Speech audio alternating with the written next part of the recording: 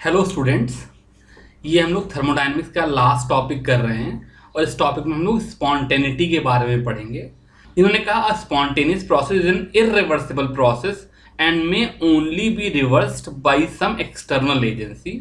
तो सपोज करो मैं डे टू डे लाइफ में देखूं तो मान लो मेरे पास छत के ऊपर टंकी में पानी रखा हुआ है और मैं यहाँ पर एक पाइप लगा दूं तो ये पानी फ्लो करके नीचे आ जाता है, ठीक है। लेकिन अगर मैं चाहूँ कि अपने आप ये पानी फ्लो करके ऊपर चला जाए तो ऐसा नहीं हो सकता है। मैं ऐसा कर तो सकता हूँ, we can reverse it but only by some external agency. एक पंप या मोटर लगा करके इसको ऊपर भेज सकता हूँ, अदरवाइज बगैर किसी एक्सटर्नल इफेक्ट के ये वापस ऊपर नहीं जाएगा। तो पानी का ऊपर से नीचे आना स्पॉन्टेनियस है और नीचे से ऊपर जाना नॉन स्पॉन्टेनियस है। अब इसी चीज को केमिस्ट्री के पॉइंट ऑफ व्यू से देखें। सपोज करो मेरे पास ये रिएक्शन है H2 + ½ O2 गिव्स H2O, ठीक है। तो बेसिकली मैं हाइड्रोजन को जला रहा हूँ और पानी बना रहा हूँ, ये H2O लिक्विड लिख लेता हूँ। तो जैसे मेरे पास हाइड्रोजन और ऑक्सीजन हो तो उसको एक बार शुरू करने के लिए तो एक बार मुझे हीट देनी पड़ेगी, आग लगानी पड़ेगी। पर कितनी भी हाइड्रोजन और ऑक्सीजन हो, एक बार मैं इसको आग लगा दी तो अपने आप जलती रहेगी। इसका मतलब हाइड्रोजन और ऑक्सीजन का रिएक्ट होकर के वाटर बनाना ये स्पॉन्टेनियस प्रोसेस है। अब मैं इसी रिएक्शन को बैकवर्ड ले जाना चाहूँ तो ये अपने आप नहीं होगा। मैं कराना चाहूँ तो मैं ये reaction H2O liquid give H2 gas + ½ O2 gas, ये रिएक्शन करा तो सकता हूँ। लेकिन जैसे आपको पता है अगर मुझे रिएक्शन कराना हो तो मुझे इलेक्ट्रोलिसिस करानी पड़ेगी, यानी कि अलग से इलेक्ट्रिसिटी की एनर्जी देनी पड़ेगी, तभी ये काम हो पाएगा। तो ऐसे जो प्रोसेस हैं ये नॉन स्पॉन्टेनियस हैं, ऐसे जो प्रोसेस है ये स्पॉन्टेनियस है। अब लोगों ने सोचा यार स्पॉन्टेनिटी होती क्या है, क्यों हो रही है कोई चीज़ स्पॉन्टेनियस, क्यों कोई चीज़ नॉन स्पॉन्टेनियस है। तो पहले जैसे हम लोग जब छोटी क्लासेस में पढ़ाई करते थे तो हम लोगों ने एक चीज़ पढ़ रखी थी कि हर चीज़ की टेंडेंसी होती है कि वो अपनी एनर्जी डिक्रीज करे। तो बेसिकली जब हाइड्रोजन ऑक्सीजन के साथ रिएक्ट करके वाटर बना रहा है तो अगर मैं इसका ΔH लिखूं तो ये कुछ -285 किलो जूल पर मोल होता है। इसका मतलब अगर 1 मोल पानी बना तो 285 किलो जूल ऑफ हीट निकलेगी, और अगर इतनी हीट निकली तो इसका मतलब जो सिस्टम मेरा हाइड्रोजन ऑक्सीजन सिस्टम है उसकी इंथैल्पी उतने से कम हो गई, उसकी एनर्जी उतनी कम हो गई। तो पहले लोगों को लगता था कि चीज़ें अपनी एनर्जी कम करने की टेंडेंसी रखती हैं, स्पॉन्टेनिटी हमेशा एनर्जी डिक्रीज करने वाले डायरेक्शन में होती है। लेकिन ये भी फैक्टर बहुत सही नहीं हुआ, बिकॉज बहुत से ऐसे रिएक्शन हैं, जैसे NCERT तुम देखोगे तो उसमें उन्होंने लिखा है ½ N2 + O2 gives NO2 gas. इस रिएक्शन का जो ΔH है वो +33 किलो जूल पर मोल है। तो यानी कि यहाँ पर तो इंथैल्पी बढ़ रही है, सिस्टम की एनर्जी बढ़ रही है। तो अगर मैं सपोज करो एक ग्राफ बनाऊं इंथैल्पी वर्सेस, यहाँ पर एक चीज लिखते हैं रिएक्शन कोऑर्डिनेट। इसका मतलब है बेसिकली जिस तरीके से रिएक्शन बढ़ रहा है, तो जब मैं वैसे हाइड्रोजन से वाटर बना रहा हूं तो अगर मेरी रिएक्टेंट की एनर्जी इतनी है तो प्रोडक्ट की एनर्जी कुछ कम है, यहाँ पर एनर्जी डिक्रीज हो रही है, तब ये एक्सोथर्मिक रिएक्शन है। तो ऐसे रिएक्शन तो स्पॉन्टेनियस ही हैं, पर इस तरह के भी कुछ रिएक्शन स्पॉन्टेनियस हैं जहाँ पर रिएक्टेंट की एनर्जी कम है और प्रोडक्ट की एनर्जी ज़्यादा है। उसके बावजूद भी अगर मैं इस रिएक्शन कोऑर्डिनेट के साथ इंथैल्पी का डायग्राम बनाऊं तो ऐसे जो रिएक्शंस हैं ये भी स्पॉन्टेनियस हैं। इसका मतलब इंथैल्पी अपने आप में स्पॉन्टेनिटी का क्राइटेरिया नहीं हो सकती है। हो सकता है इंथैल्पी डिक्रीज जहां हो रही हो वहां पे स्पॉन्टेनिटी में मदद मिलती हो, लेकिन अपने आप में स्पॉन्टेनिटी का क्राइटेरिया नहीं हो सकती है। तो फिर लोगों से कोई और तरीकी चीज़ होगी जिसकी वजह से स्पॉन्टेनिटी आती होगी। तो इस चीज़ को समझने के लिए एक और एक्सपेरिमेंट देखते हैं। लोगों ने क्या किया कि सपोज करो मेरे पास ये 2 बॉक्स हैं, रादर एक बॉक्स है जिसके बीच में एक पार्टीशन है और एक तरफ कोई गैस A है, मान लो ऑक्सीजन है, और दूसरी तरफ कोई गैस B है। तो लोगों ने कहा अगर मैं इनके बीच का पार्टीशन हटा दूं तो जो डिफ्यूजन ऑफ गैस होगा उसकी वजह से ए और बी दोनों आपस में मिल जाएंगी। फिर कभी ये ऐसा नहीं होगा कि जैसे ही आपस में इधर उधर घूमते टहलते कभी ऐसा हो जाए कि सारी ब्लैक वाली गैस के मॉलिक्यूल्स लेफ्ट में आ जाएं, वाइट वाले राइट में आ जाएं। इसका मतलब लोगों ने ये देखा कि चीज़ों का आपस में मिक्स हो जाने की टेंडेंसी है, मिक्स चीज़ की अलग होने की टेंडेंसी नहीं है। तो यहाँ से लोगों ने ये समझा कि खाली इंथैल्पी ही स्पॉन्टेनिटी के लिए एकमात्र क्राइटेरिया नहीं है। तो अगर मैं इस प्रोसेस में देखूँ जब डिफ्यूजन हो रहा है तो कहीं एनर्जी चेंज हो ही नहीं रही, ना ये रिएक्शन एक्सोथर्मिक है ना एंडोथर्मिक है, मिक्सिंग तो सिंपली सेम टेम्परेचर पे हो जा रही है। तो लोगों ने दूसरा एक क्राइटेरिया निकाला कि स्पॉन्टेनिटी जो है ये रैंडमनेस की तरफ लेके जाती है, यानी कि वो डायरेक्शन में स्पॉन्टेनियस होगा प्रोसेस जहां पे रैंडमनेस बढ़ रही है। और इस रैंडमनेस को मेजर करने के लिए लोगों ने एक नई प्रॉपर्टी बताई, एंट्रोपी। ठीक है, तो जैसे क्या कहते हैं, हमारा इंटरनल एनर्जी एक टर्म था, एंथैल्पी एक टर्म था, वैसे एक नया टर्म आ गया एंट्रोपी, जो कि उसी तरीके से एक स्टेट वेरिएबल है। और ये जो स्टेट वेरिएबल है ये रैंडमनेस को मेजर करता है, किसी तरीके से किसी सिस्टम में कितनी रैंडमनेस है इसे मेजर करता है। अब ये जो टर्म एंट्रोपी है इसको मैं एस से डिनोट करता हूँ, और फिलहाल फॉर द टाइम बीइंग हम लोग एस की एब्सोल्यूट वैल्यू में इंटरेस्टेड नहीं है। लेकिन लोगों ने क्या पाया कि सपोज करो मेरे पास कोई सिस्टम हो टेम्परेचर टी पे, और मैं इसको क्यू हीट दूं, तो जो हीट है वो इस रैंडमनेस को बढ़ाती है। और ये चीज़ फॉर्मूला कहाँ से आया ये अभी क्लास में आपको जानने की ज़रूरत नहीं है, बट किसी तरीके से हायर मैथमेटिक्स करके लोगों ने निकाल लिया कि जो डेल्टा एस है उसकी value Q Q reversible by T है। मतलब अगर मैं रिवर्सिबल का कंसेप्ट आपको पहले से पता ही है, तो अगर मैं रिवर्सिबल तरीके से हीट दूं तो वो क्यू बाई टी जो होगी ये मेरा डेल्टा एस आ जाएगा। अब डेल्टा एस से जो क्यू रिवर्सिबल बाई टी आया ये खाली डेल्टा एस सिस्टम है। तो स्पॉन्टेनिटी के लिए जब मैं कह रहा हूं कि रैंडमनेस बढ़नी चाहिए तो सिर्फ सिस्टम की रैंडमनेस इंपॉर्टेंस नहीं है, सिस्टम के साथ साथ सराउंडिंग की भी रैंडमनेस इंपॉर्टेंट है। तो लोगों ने क्या कहा कि किसी भी प्रोसेस के लिए स्पॉन्टेनियस होने के लिए ज़रूरी है कि delta S system plus delta S surrounding, हम कहते हैं कि डेल्टा एस यूनिवर्स। बेसिकली अगर पूरी दुनिया को देखें तो यूनिवर्स दो पार्ट में डिवाइडेड है, सिस्टम और सराउंडिंग। तो delta S system plus delta S surrounding, अगर ये चीज़ ग्रेटर देन 0 है तो जो मेरा प्रोसेस है वो स्पॉन्टेनियस होगा। अगर इसकी वैल्यू 0 पे है तो इसका मतलब जो प्रोसेस होगा वो इक्विलिब्रियम पे होल्ड करेगा। अगर ये चीज़ नेगेटिव है तो इसका मतलब मेरा प्रोसेस नॉन स्पॉन्टेनियस होगा। तो डिपेंडिंग अपॉन द कंडीशन मेरे सिस्टम और सराउंडिंग की कुछ डेल्टा एस वैल्यू होंगी। ये कैसे मेजर करते हैं थोड़ा रुक करके बताएंगे, और इसके बेसिस पे हम ये प्रेडिक्ट कर सकते हैं कि कोई चीज़ स्पॉन्टेनियस है या नॉन स्पॉन्टेनियस है। तो कुछ केसेस ऐसे हैं जहां पर एंट्रोपी बढ़ रही है या घट रही है ये हम देख करके ही बता सकते हैं, और फिर उसकी वैल्यू कितनी बढ़ रही है घट रही है वो कैलकुलेट कैसे करके बताना है। इस चीज़ को समझने के लिए कुछ एग्जाम्पल करते हैं। तो पहले एग्जाम्पल में कह रहे हैं कि predict in which of the following cases entropy increases या डिक्रीजेस। तो पहला केस है liquid free crystallises into a solid. तो कोई चीज़ थी पहले लिक्विड थी बाद में सॉलिड में कन्वर्ट हो गई, तो लिक्विड में जो मॉलिक्यूल्स हैं वो आपस में रैंडम मोशन कर सकते हैं।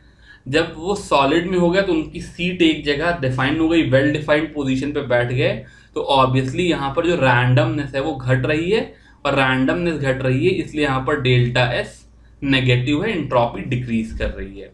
दूसरा पार्ट इन्होंने कहा temperature of a crystalline solid is raise from 0 kelvin to 115 kelvin. तो जब मैं टेम्परेचर बढ़ाऊंगा तो जो मॉलिक्यूल्स हैं उनकी काइनेटिक एनर्जी बढ़ेगी, उनका वाइब्रेशन बढ़ेगा, वाइब्रेशन बढ़ेगा तो रैंडमनेस बढ़ेगी, इसलिए यहाँ पर जो मेरी एंट्रोपी है वो बढ़ रही है और डेल्टा एस पॉजिटिव है। तीसरे में उन्होंने केमिकल रिएक्शन दे दिया।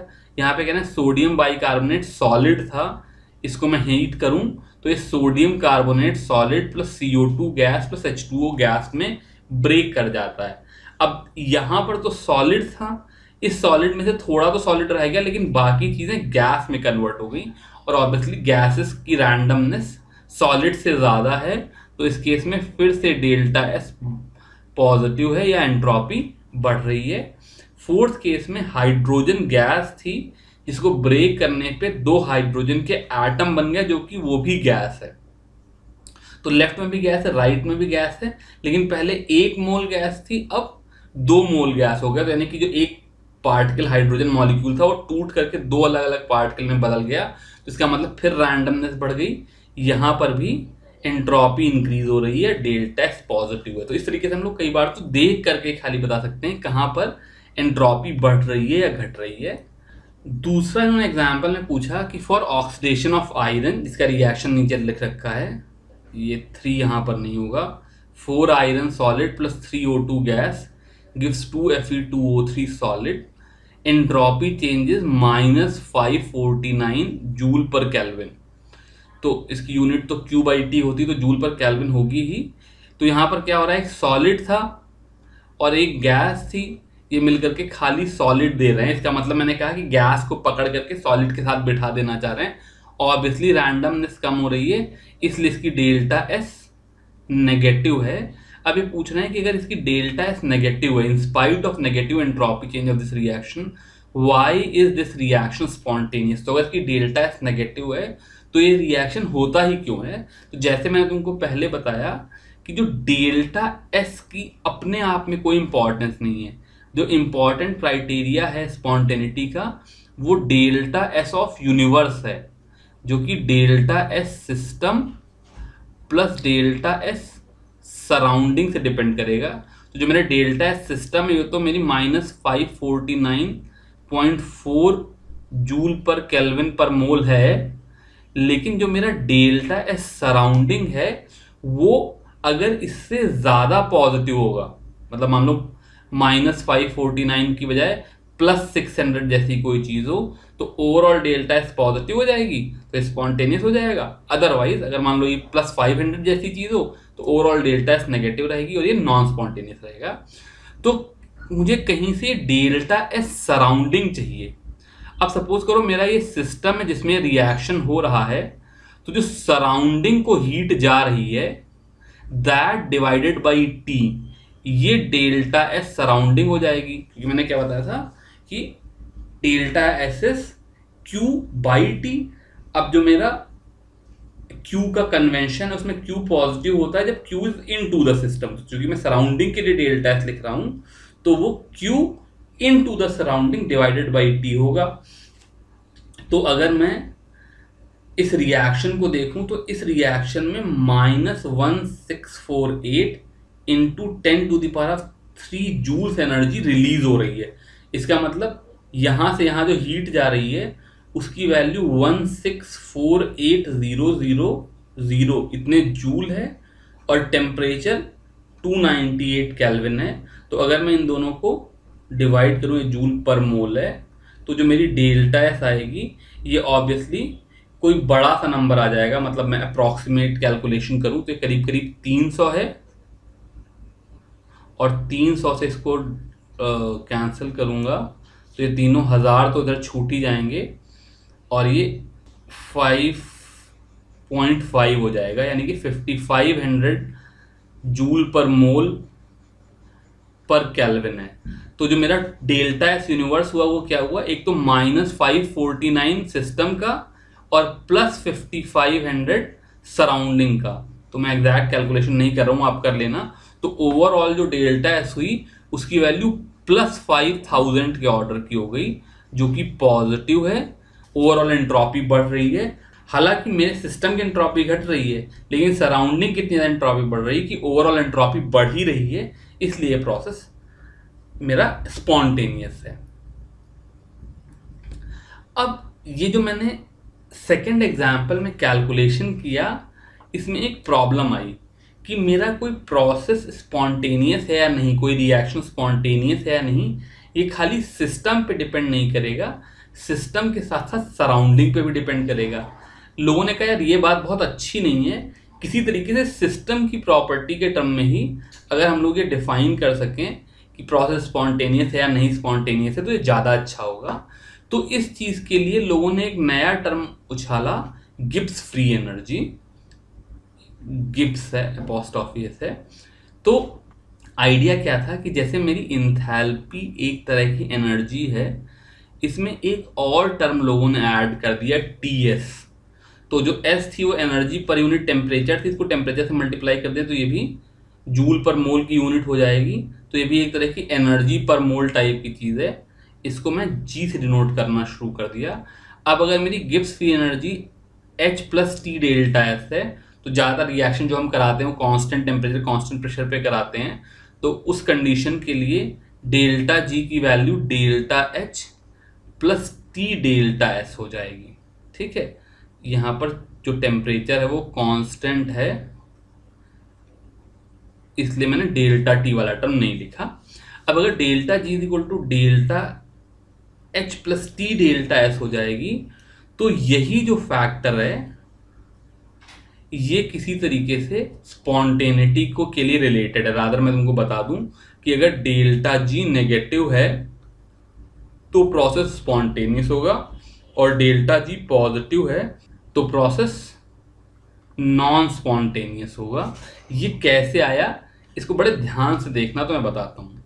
जो काम मैंने पीछे आयरन वाले एग्जाम्पल में किया, उसी काम को मैं जनरल टर्म में कर रहा हूँ। कि सपोज करो मेरे पास कोई सिस्टम है जिसमें कोई चेंज हुआ, तो जो सिस्टम की डेल्टा एस होगी वो तो डेल्टा एस सिस्टम हो ही जाएगी, लेकिन साथ ही साथ जो सराउंडिंग की डेल्टा एस होगी उसकी value Q reversible by T होगी। अब पिछले एग्जाम्पल में चूंकि मेरी डेल्टा एच -1648 किलोजूल पर मोल थी, इसलिए मेरा क्यू प्लस 1648 किलोजूल पर मोल हो गया था। ऐसे ही जितना सिस्टम की डेल्टा एच होगी उसका नेगेटिव जो क्यू हो जाएगा वो माइनस ऑफ डेल्टा एच हो जाएगा। इसलिए जो मेरी सराउंडिंग की डेल्टा एस है इसकी value minus delta H by T हो जाएगी।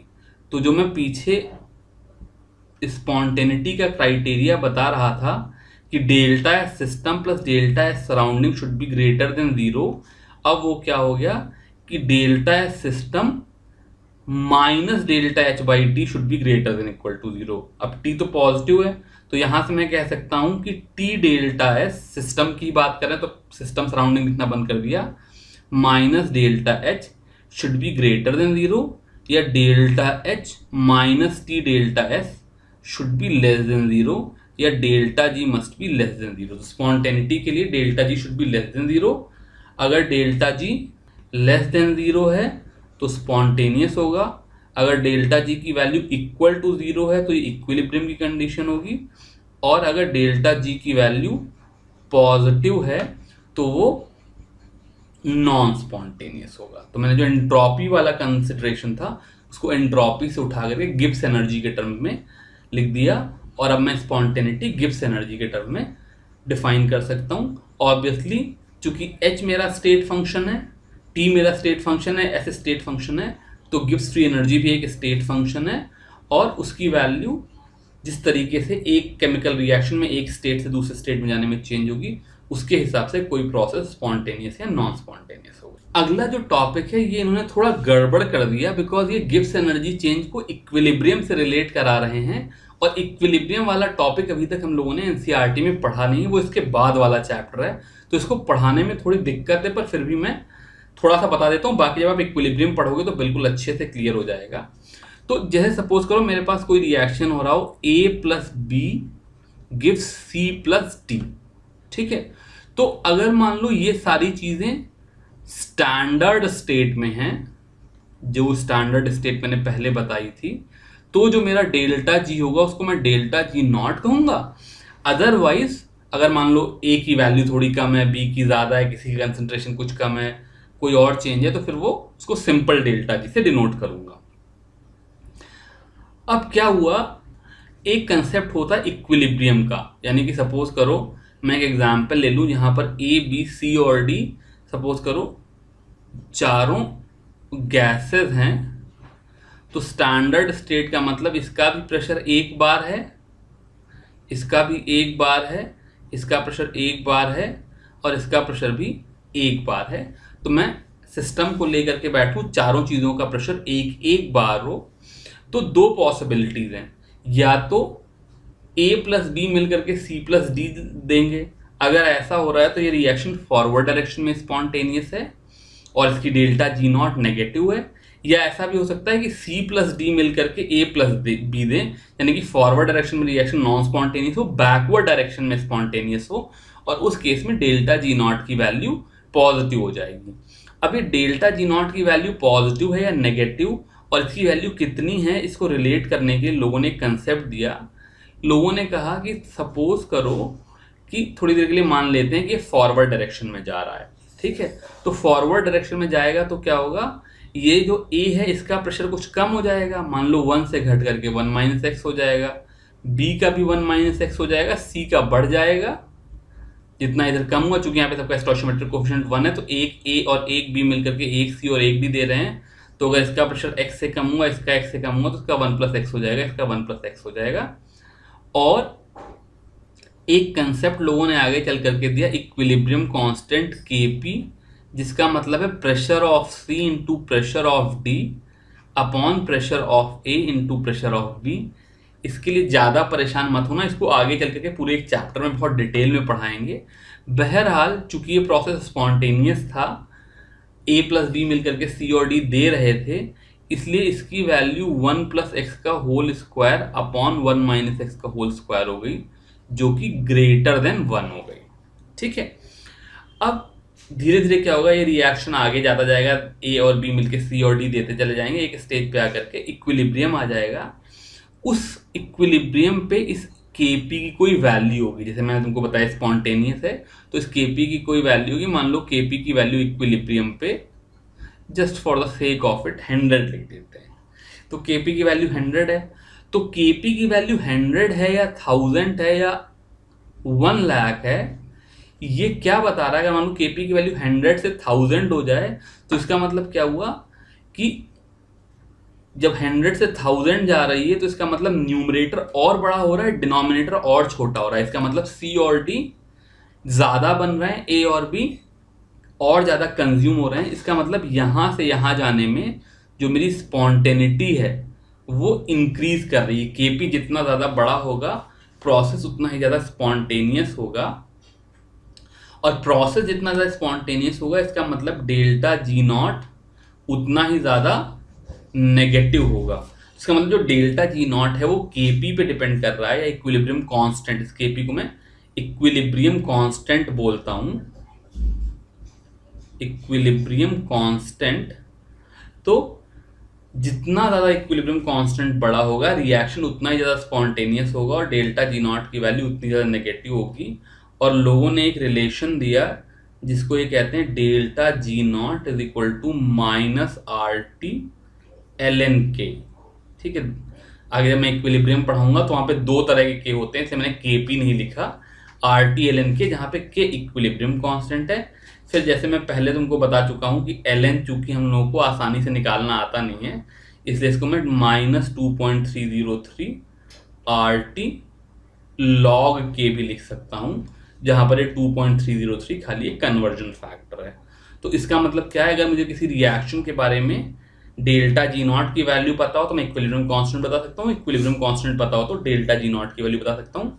K जितना ज्यादा बड़ा होगा, यानी कि जितना ज्यादा रिएक्शन फॉरवर्ड डायरेक्शन में जा रहा होगा, डेल्टा जी नॉट उतनी ही ज्यादा नेगेटिव होगी। और K मान लो बहुत छोटा हो, मान लो जैसे यहाँ पे मैं 100,000 बोल रहा था ना, मान लो K की वैल्यू 0.01 हो, इसका मतलब C और D का प्रेशर कम होना है, A और B का ज्यादा होना है। इसका मतलब रिएक्शन जो होगा वो बैकवर्ड डायरेक्शन में जाएगा। ऐसे केसेस में जो मेरा डेल्टा जी नॉट है वो पॉजिटिव हो जाएगा, यानी कि ये जो रिएक्शन है A plus B give C plus D, ये नॉन स्पॉन्टेनियस हो जाएगा। अब इस पे कुछ एग्जाम्पल्स हैं, कर लेते हैं। इन्होंने कहा calculate delta G naught for the conversion of oxygen to ozone 3/2 O2 giving O3 at 298 Kelvin if Kp for this reaction is 2.47 into 10 to the power of -29। तो बहुत सिंपल सी बात हो गई। यहाँ पे delta G naught equal to -2.303, R की value 8.314, temperature की value 298, into log of 2.47 into 10⁻⁻29 आ जाएगा। तो बेसिकली फॉर्मूला लगा करके इसकी वैल्यू कैलकुलेट कर लेंगे। ऑब्वियसली 10⁻⁻29 बहुत छोटा नंबर है, तो ये कोई नेगेटिव नंबर आएगा। इसका मतलब ये जो डेल्टा जी नॉट है पॉजिटिव है, यानी कि ऑक्सीजन का ओजोन में कन्वर्ट होना नॉन स्पॉन्टेनियस है। इस बार इन्होंने उल्टा काम करा दिया। कह रहे हैं find out the value of equilibrium constant for the following reaction at 298 K. ये रिएक्शन दे दिया। स्टैंडर्ड गिव्स energy change for delta G naught at given temperature is -13.6 kilo joule per mole. तो बस फिर यहाँ पर वही ध्यान रखना कि जो मेरा formula delta G naught is equal to -2.303 RT log K, इसमें जो डेल्टा जी नॉट है वो जूल में लेना है, तो इसकी value -13600 is equal to -2.303 into 8.314 into 298 into log के आ जाएगी। सॉल्व करके लॉग के की वैल्यू निकाल लेना और वहां से के की वैल्यू निकाल लेना। ये लास्ट एग्जाम्पल जो उन्होंने दिया, ये बड़ा गड़बड़ एग्जाम्पल उन्होंने दे दिया। ये कह रहे हैं at 60 degree Celsius dinitrogen tetroxide यानी कि N2O4 इज 50% डिसोशिएटेड। तो इसका मतलब जो N2O4 है ये एक्चुअली ब्रेक करके ट्वाइस ऑफ NO2 देते हैं। अब ये कह रहे हैं अगर टेम्परेचर 60 डिग्री सेल्सियस, इसको मैं केल्विन में कन्वर्ट कर सकता हूँ, उस टेम्परेचर पे तुम्हारा जितना भी तुम्हारे पास डाई नाइट्रोजन टेट्राऑक्साइड है उसमें से आधा टूट करके NO2 बना देता है। कह रहे हैं calculate the standard free energy change at this temperature and at 1 atmosphere. तो यहाँ पर प्रॉब्लम क्या है कि किसी तरीके से ये जो इंफॉर्मेशन गिवन है 50% डिसोसिएशन वाला, टेम्परेचर तो गिवन है ही है और एटमॉस्फेयर का प्रेशर गिवन है, यहाँ से मुझे किसी तरीके से Kp निकाल लेना है। और एक बार Kp आ गया तो फिर वहां से मैं डेल्टा जी नॉट निकाल सकता हूँ। प्रॉब्लम क्या है, चूंकि मैंने इक्विलिब्रियम पढ़ाया नहीं है इसलिए यहाँ पे मैं Kp निकलवाना नहीं चाहता हूँ, इसलिए डेल्टा जी नॉट आप नहीं निकाल पाओगे। एक बार जब आप इक्विलिब्रियम वाला टॉपिक पढ़ लोगे तो वहां से आपको ये Kp निकालने में कोई दिक्कत नहीं होगी और फिर Kp निकाल के डेल्टा जी नॉट भी निकाल सकते हैं। तो ये एग्जाम्पल अभी ना ही करो तो अच्छा है, जब इक्विलिब्रियम कर लेना उसके बाद करेंगे तो फिर अच्छा रहेगा। इसके साथ हम लोगों का ये चैप्टर खत्म हो गया। अब आप लोग आराम से NCERT की एक्सरसाइज करो। Thank you very much.